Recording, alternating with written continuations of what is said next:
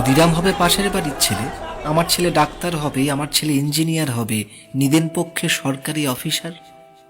ক্ষুদিরাম হবে পাশের বাড়ির ছেলে, আমার ছেলে দেশ চালাবে, দেশ শাসন করবে, গাড়ি চাপবে, সামনে ড্রাইভার, পিছনে চাপরাশি আড্ডালি, গরমে কুলু মানালি, শীতে কোবালাম বীচ।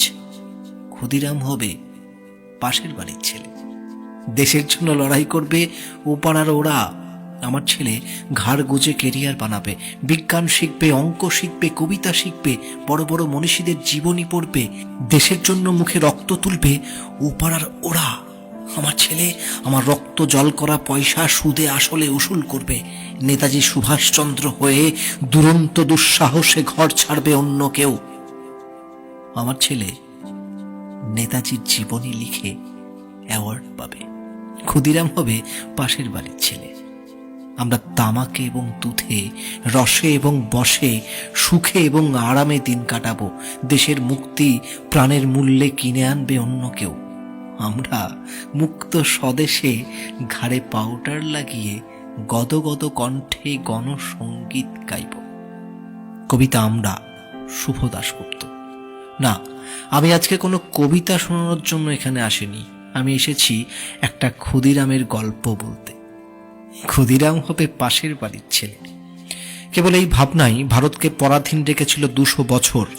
আজকের এই নিজের অধিকার আদায় করে নেবার লড়াইয়ে আপনি এটা ভেবে নিশ্চয়ই বাড়িতে বসে নেই যে ক্ষুদিরাম হবে পাশের বাড়ির ছেলে, আর আমি শীতের শেষ রাতের কম্বলের উষ্ণতাটুকু বুকে জড়িয়ে শীত ঘুম দেব, আর কলকাতার রাজপথে আমার হয়ে লড়াই করতে ছুটবে পাশের বাড়ির ক্ষুদিরাম।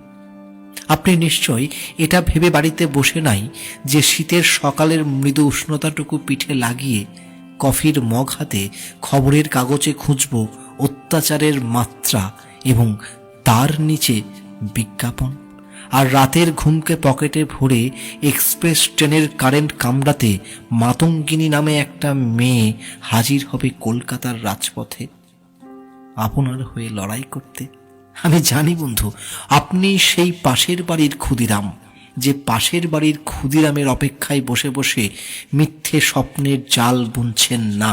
আপনার শিরদাঁড়ায় রয়েছে নেতাজি, তাই আপনি আজকে রাজপথে, পাশের বাড়ির না, আপনি বাড়ির ক্ষুদিরাম, যে আজকে এসেছেন নিজেরটা বুঝে নিতে, নিজেদেরটা বুঝে নিতে। তাই আজকের 2 তারিখে কলকাতার রাজপথে আপনি দাঁড়িয়ে রয়েছেন একটা ঐতিহাসিক মুহূর্তের সাক্ষী হতে। তাই আপনাকে নন্দী একাডেমির পক্ষ থেকে কুর্নিশ।